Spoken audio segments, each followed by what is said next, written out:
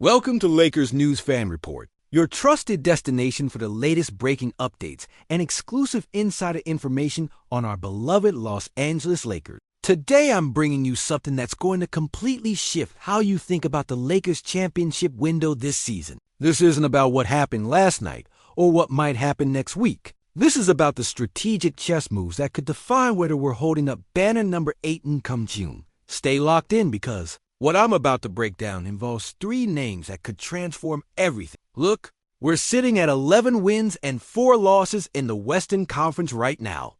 That's a record that should make every Lakers fan feel optimistic about where this season is heading. We've seen significant improvements across the board.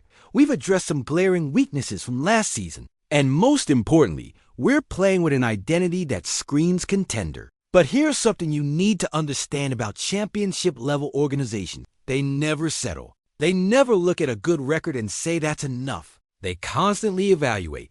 They constantly search for edges. And they're always thinking 3 moves ahead. The Lakers made some serious noise in the offseason. Bringing in DeAndre Ayton was a statement move that immediately addressed our biggest vulnerability. For years, we've struggled with interior presence, with having that dominant force in the paint who can protect the rim, grab rebounds, and give us consistent scoring in the low post. Ayton brings all of that and more. He's a former number 1 overall pick who's finally in a situation where he can showcase his full skill set without the drama and dysfunction that plagued his time in Phoenix. And then there's Marcus Smart. That acquisition might not have generated the same headlines as Ayton, but in many ways it's been just as impactful. Smart brings something to this team that you can't always measure in box score. He brings toughness, defensive intensity, winning experience, and a mentality that rubs off on everyone in that locker room. When you watch the Lakers play defense this season, you can see Smart's fingerprints all over it. We're more physical, more connected, more willing to get into the dirty areas that championship teams have to embrace. So with all these improvements, with a roster that looks significantly better than what we had last season, why am I telling you that the Lakers might not be done making moves? Why am I suggesting that Rob Pelinka and the front office are still evaluating ways to upgrade this team? Because good isn't good enough when you're the Los Angeles Lakers. Because when you have LeBron James on your roster, every season is championship or bust. Because the Western Conference is absolutely loaded with talent. And if you're not constantly improving, you're falling behind .net. I've been hearing a lot of chatter lately about what the Lakers might do as we approach the trade deadline. There are always names floating around, always speculation about who might be available and what it would cost to acquire them. But here's what I want you to understand. Not all that speculation is created equal. Some of it is just noise, people throwing names at the wall to see what sticks. But some of it is legitimate, based on real conversations happening behind the scenes, based on actual needs that the organization has identified. Let me take you inside the thinking of this Lakers front office. They're looking at this roster and asking themselves a very specific question. What's the one area where we could add a piece that would elevate us from contender to favorite? What's the move that would make other teams in the West look at us and say we have to get through them? And the answer to that question might surprise some of you. A lot of people have been talking about the Lakers potentially adding another ball handler, another playmaker who could help facilitate the offense and take some pressure off our primary guys. On the surface, that makes sense. You can never have too much playmaking, right? Having multiple guys who can create for themselves and others is valuable in today's NBA. But here's the thing. The Lakers have already addressed that need without making another move. Think about who we have on this roster right now. We have Luka Doncic, one of the most gifted offensive players in the entire league. We have Austin Reeves, who has developed into a legitimate secondary playmaker and someone who can run the offense effectively. And we still have LeBron James, who even at this stage of his career remains one of the best passers and basketball IQ players the game has ever seen. When you have that much ball handling and playmaking ability already on your roster, adding another point guard becomes redundant. Lakers insider Jovan Buha confirmed exactly what I'm telling you. When asked directly if acquiring a point guard is something the Lakers are seriously considering, his response was clear and unequivocal. The organization doesn't see that as a priority area of need. They're comfortable with the ball handling they have between Luka, Austin, and LeBron. That's not where they're focusing their energy or their resources. So If the Lakers aren't looking for another ball handler, what are they looking for? Where do they see an opportunity to upgrade this roster in a meaningful way? This is where things get really interesting. And this is where you need to pay close attention because the implications of what I'm about to tell you are massive. The Lakers are focusing their attention on the front court. Specifically, they're looking at adding another big man who can share responsibilities with DeAndre Ayton and give them more versatility in how they deploy their front court rotation. Now, before you start wondering why we need another big when we just added Ayton, let me explain the thinking here. Ayton has been everything we hoped he would be. He's given us that interior presence. He's protecting the rim. He's rebounding at a high level. And he's providing consistent scoring in the paint. But here's the reality. You can't ask one player to carry the entire front court load for 82 games plus a playoff run. You need quality depth. You need different looks you can throw at opponents. And you need insurance in case of injury or foul trouble. Right now, our backup center situation is being handled primarily by Jackson Hayes. And look, Hayes has physical tools that are off the chart. He's athletic, he can jump out of the gym, he can protect the rim when he's engaged. But his offensive limitations are real and they're significant. He's averaging just over 5 points and 4 rebounds per game this season. Those numbers tell you everything you need to know about his current impact level. When Hayes is on the floor, defenses don't have to respect him as a scoring threat. They can sag off him. They can help more aggressively on our perimeter players. And they can essentially play 5-on-4 offensively. That's not sustainable if you want to be a championship team. You need every player on the floor to command some level of defensive attention, to make the opponent account for them in their game plan. This is why the Lakers are exploring options to upgrade that position. They want someone who can come in and give them quality minutes without the offense grinding to a halt. They want someone who can play alongside Ayton in certain matchups and give them a different look.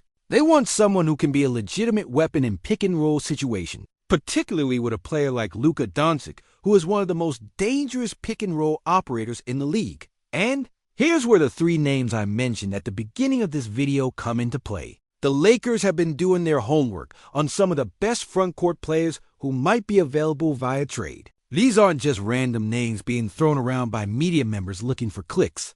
These are legitimate targets that make sense from both a basketball fit perspective and a realistic acquisition standpoint. Let's start with Lauri Markkanen. The Finnish forward has transformed himself into one of the most complete offensive big men in the NBA. He's currently with the Utah Jazz, and he's putting up numbers that should make every contending team take notice. Markkanen is averaging over 20 points per game. He's shooting the ball at an elite level from three-point range. And he's shown he can be a number 1 option on offense when needed. What makes Markkanen so intriguing for the Lakers is his versatility. He's 7 feet tall, so he has the size to play center when needed.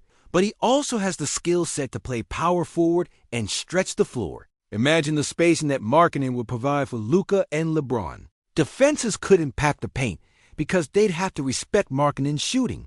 And in pick-and-roll situations, Markkanen is a nightmare to defend, because he can pop for threes or roll to the basket, depending on how the defense plays it. Challenge with acquiring Markkanen is that Utah knows what they have. He's under contract for multiple years. He's their best player, and they're not going to give him away for nothing. Any trade package would have to include significant assets, probably multiple first-round picks, and some combination of young players or rotation pieces. That's a steep price. But if you're the Lakers and you believe Markkanen is the piece that puts you over the top, you have to seriously consider it. Then there's Daniel Gafford. The Mavericks center has been one of the most efficient players in the league over the past couple of seasons. Gafford isn't going to give you 20 points per game like Markkanen, but what he does give you is elite rim running, lob threat capability, and high-level rim protection. He's shooting over 70% from the field this season because he understands his role and he executes it perfectly. For the Lakers, Gafford will be the ultimate complementary piece. He doesn't need plays called for him. He doesn't need the ball in his hands to be effective, and he would thrive in the pick and roll with Luka. Every time Luka has the ball at the top of the key with Gafford rolling to the rim, defenses would be an impossible situation. Do you commit to stopping the lob? Then Luka finds the open shooter. Do you stay home on shooters? Then Gafford is getting an easy dunk. The advantage of pursuing Gafford over Markkanen is the cost. Dallas might be willing to part with Gafford for a more reasonable package, especially if they're looking to make other moves or if they believe they can find rim protection elsewhere. The Lakers wouldn't have to gut their future to acquire Gafford, and they'd still be getting a player who addresses a real need and fits seamlessly into what they're trying to do. And then there's Domantas Sabonis. The Kings' big man is having another all-star caliber season, putting up impressive numbers across the board. Sabonis is averaging a double-double. He's one of the best passing big men in the league, and he's shown he can be the hub of an offense with his ability to facilitate from the high post or elbow areas. What Sabonis will bring to the Lakers is a completely different dimension. He's not a rim runner like Gafford, and he's not a floor spacer like Markkanen, but he's an incredible playmaker who will create easy opportunities for everyone around him. Imagine Sabonis running dribble handoffs with Luka or LeBron, or operating in the short roll and finding cutters for easy baskets. His basketball IQ and passing ability would make the Lakers' offense even more dynamic and unpredictable. Complication with Sabonis is that Sacramento just gave him a massive contract extension, and he's a cornerstone piece of their franchise. Prying him away would require a Godfather offer, something that would probably be too rich for the Lakers' blood. But if Sacramento's season continues to disappoint, and they decide to pivot in a different direction, Sabonis is the type of player who could genuinely change the trajectory of the Lakers' championship pursuit. So, which one of these three makes the most sense for the Lakers? That's the million-dollar question, and the answer depends on what you value most. If you want the most complete offensive player who can score from anywhere on the floor, it's Markkanen. If you want the most cost-effective option who fills a specific role perfectly, it's Gafford. If you want the playmaking and versatility that opens up entirely new offensive possibilities, it's Sabon.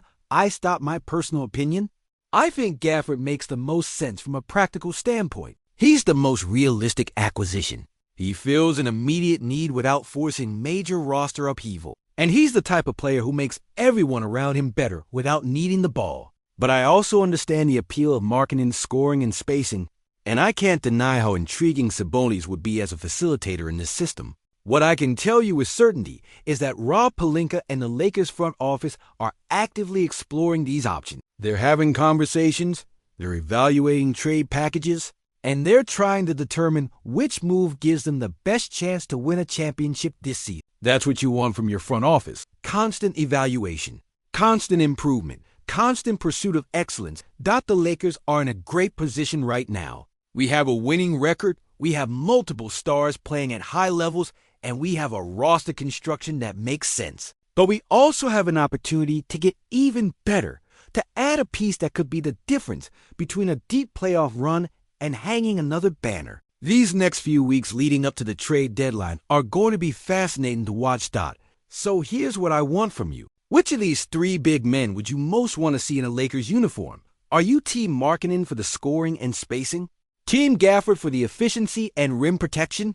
Or Team Sabonis for the playmaking and versatility? Drop your thoughts in the comments below because I genuinely want to know what Lakers Nation is thinking about these potential moves. And remember, if you want to stay ahead of every development, every trade discussion, every insider report about the Lakers, you need to be subscribed to Lakers News Fan Report. Hit that subscribe button right. Turn on your notifications so you never miss an update. And share this video with every Lakers fan you know who wants to stay informed. We're building something special here, and I want you to be part of it every step of the way. Let's go. Lakers!